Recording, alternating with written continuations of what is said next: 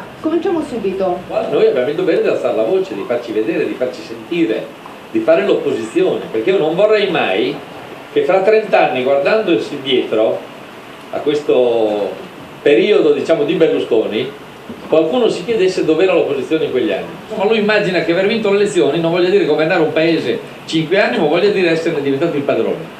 Allora noi dobbiamo farci sentire. Vengo dall'esperienza associativa delle ACLI, dove mi sono occupato di associazionismo e anche di organizzazione delle imprese sociali, sia sul livello nazionale sia in Veneto, e sono candidato appunto per la mozione di Dario alla segreteria regionale del Veneto. Dunque, io penso che se vince Bersani, Franceschini sosterrà Bersani, e se vince Franceschini, Bersani sosterrà Franceschini.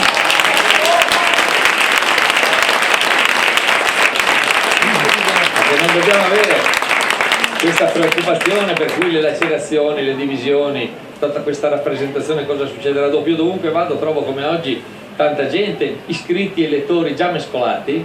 C'è una campagna congressuale in corso, quindi la tua è stata una scelta di campo. Perché? Ma principalmente per due motivi. La prima perché Dario è un segretario che ha preso in mano il partito in un momento molto delicato, in cui nessuno lo voleva prendere in mano. Io penso che ci sono dei momenti in cui tutti sono disponibili. Il momento che stava vivendo il PD dopo le dimissioni di Veltroni era un momento drammatico e Dario ha dimostrato di essere un segretario con delle grandi doti di coraggio. Non l'ha dimostrato solo con questo atto, ma l'ha dimostrato anche sapendo portare avanti delle scelte molto chiare e anche un'opposizione molto dura al governo Berlusconi. E questo non era scontato. La seconda ragione è che io sposo l'idea di Dario che non bisogna tornare indietro rispetto al tema delle primarie. E questo lo dico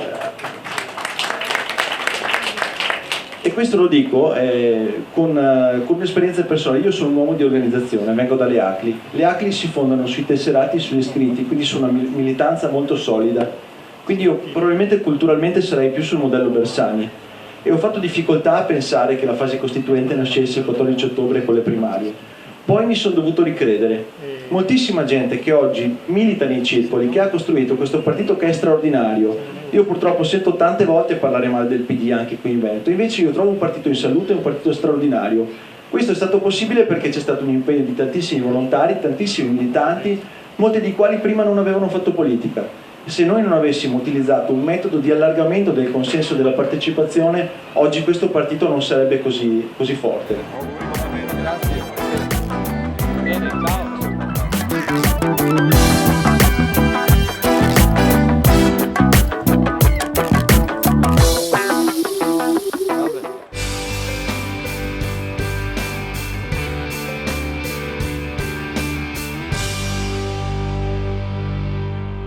Andrea è Veneto dentro, conosciuto l'associazionismo, il territorio, i problemi di questa regione che ama con tutta la sua volontà, e quindi penso che se io sarò segretario nazionale e lui sarà segretario regionale mi darà molto filo da torcere. Darà voce a questa regione, darà autorevolezza e soprattutto si rimboccherà le maniche come ha sempre fatto per lavorare sodo per questo partito e per questa grande idea.